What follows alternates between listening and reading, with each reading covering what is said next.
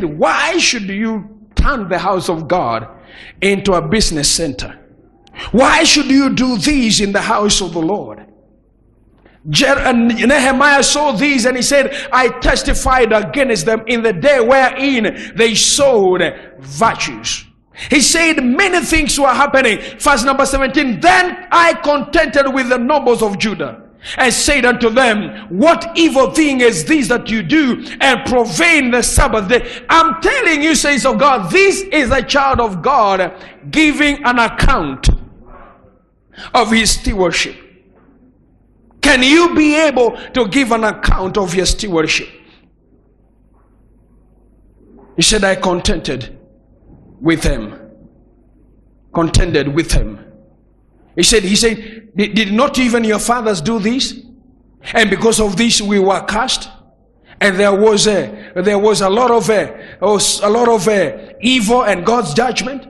And he put logistics and plans in place to make sure that nobody traded. Verse number 20. So the merchants and the sellers of the all kind of ware lodged without Jerusalem once or twice. Then, verse number 21, I testified against them and said unto them, why lodge ye about the wall? If you do this again. Have you ever heard your pastor telling you that? Have you ever heard? If your pastor tell you this, will you come to church following Sunday? Or you'll call the media? If you are in the time of Nehemiah, and he tells you, you do this again?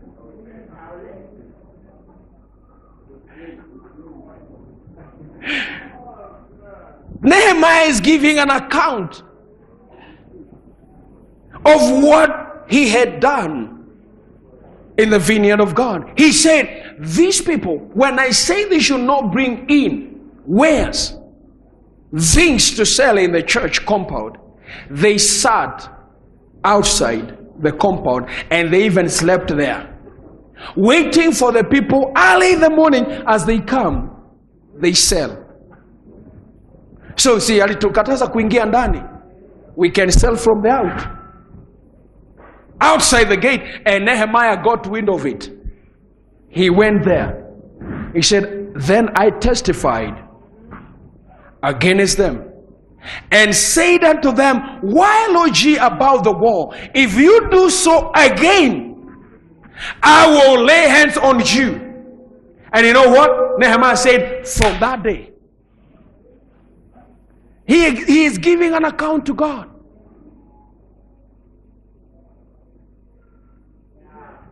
Tell your neighbor again, you must give an account of your stewardship. Nehemiah is giving an account of his steward. He's saying, I restored true worship. He restored. I saw somebody dressing in a certain way. I said, I don't want ever to see you coming here dressed like that. And I said, you hear me?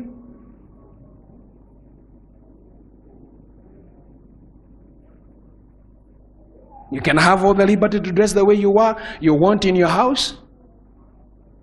You can dress the way you want in your house, but when you come to church, and I said, if I see you again dressed like that, I will literally order the ushers to drag you out.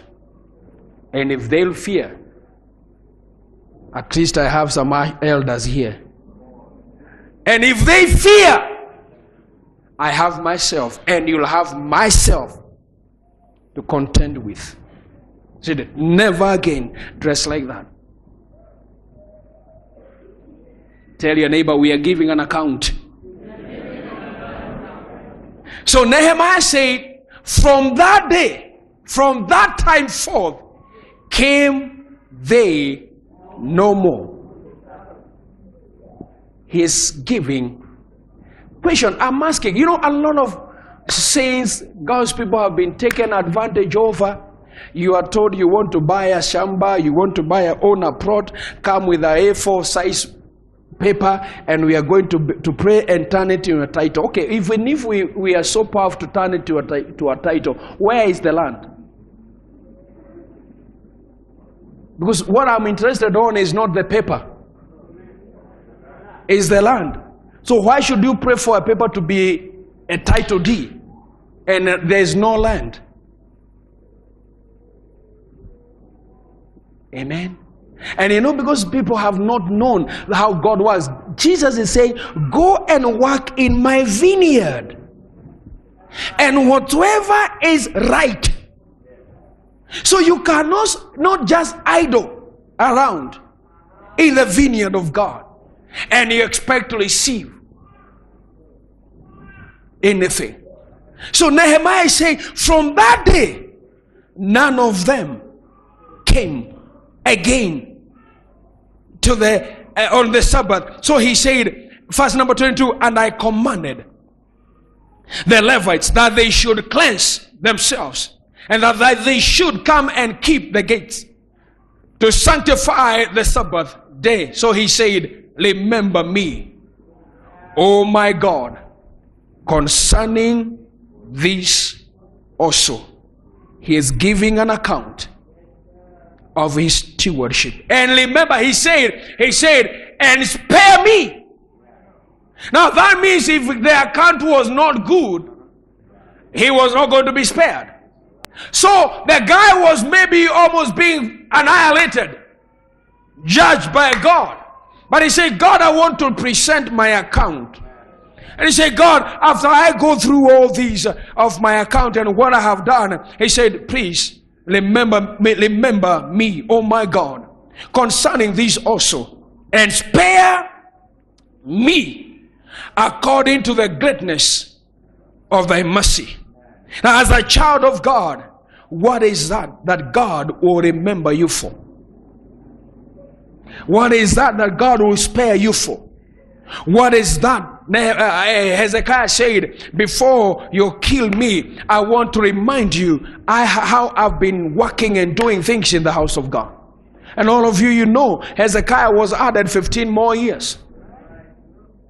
That means if he was not having a good account, he was not going to have 15 more years. So this man called Nehemiah, verse number 23, he is saying, he even found out, verse number 23, he said, in those days also, so I Jews that had married wives of Ashdod and of Ammon and of Moab.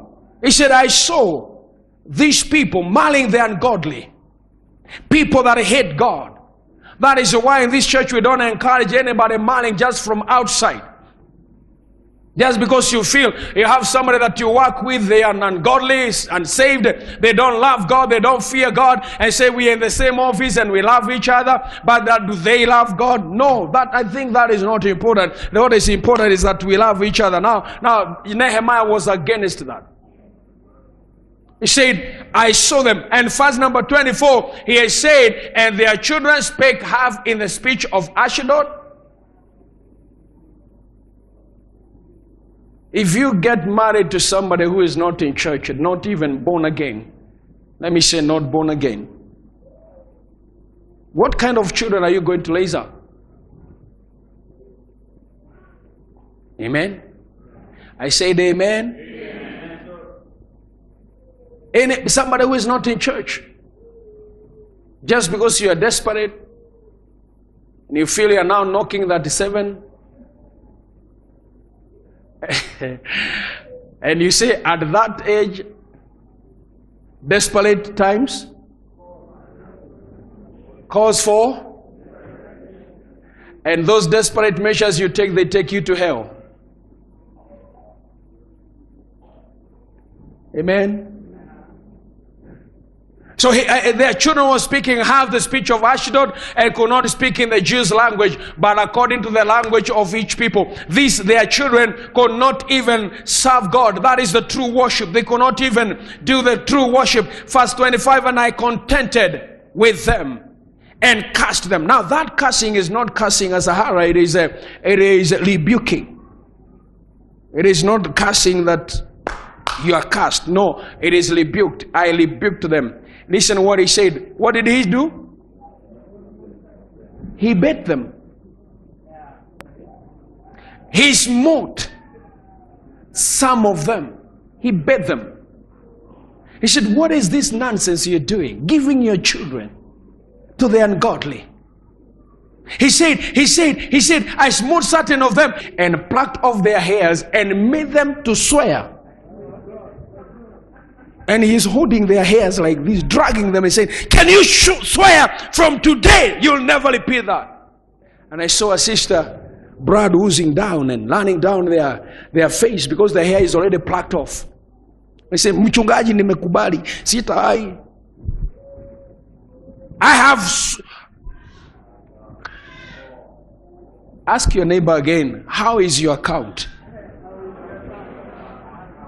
How is your account? Before you lift up your hands with the little tears running down your cheeks that you want God to heal you, what have you done for God? What have you done in the house of God? Who are you in the church? What part do you pray in the house of God? Amen?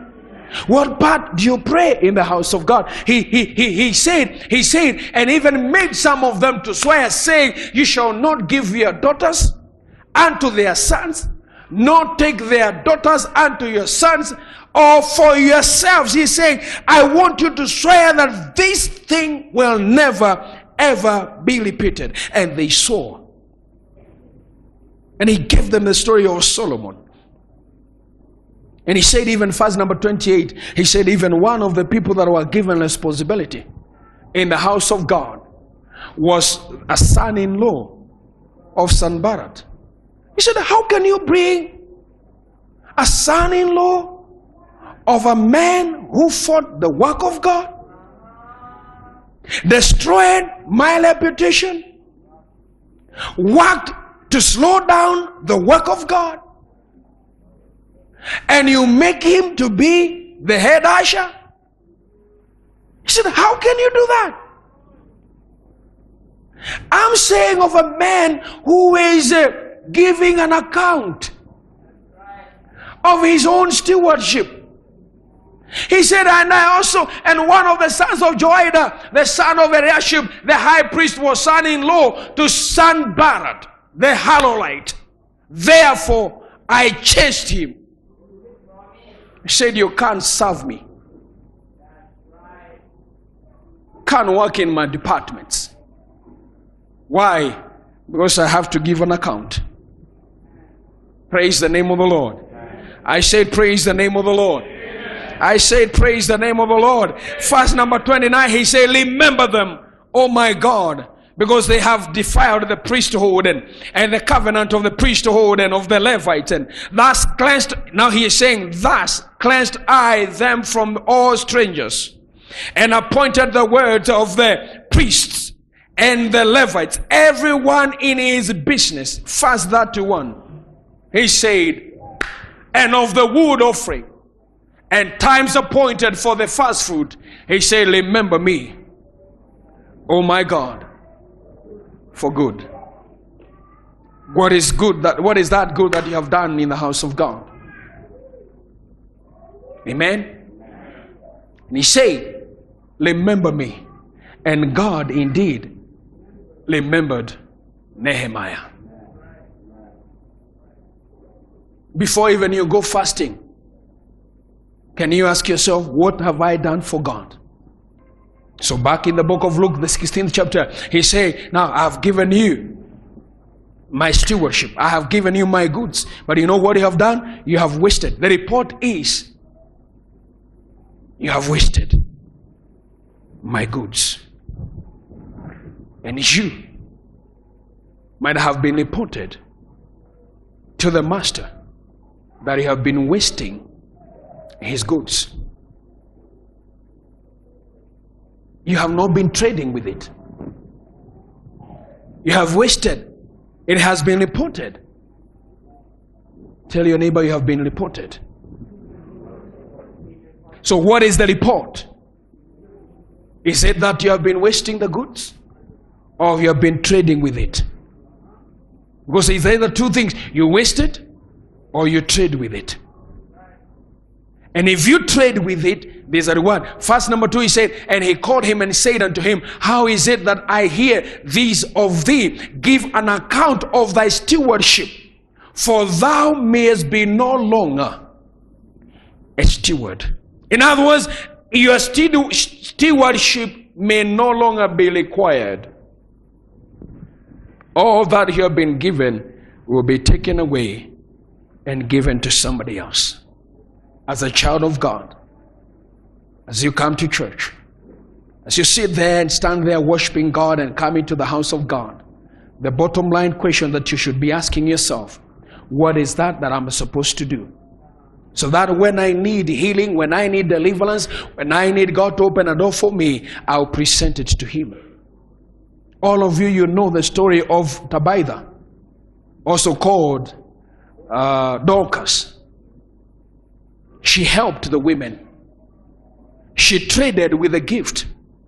She made women to be comfortable. She looked in the church, and any woman that had no dress, maybe was only having one dress and it was in tatters, this woman called Dorcas or Tabitha would go to her house and make one dress for this sister, and next Sunday she'll come and give this sister that dress. She was there to take care of them. And when she died, she was not even there to present her account, but somebody else presented the account of Tabitha or Dorcas to Peter. He said, Peter, this woman, she deserved to be selected because she has been, and they quoted what she has been doing. She has been of great help. She has helped us. She has been there for us. And because of that, God touched this woman, and the woman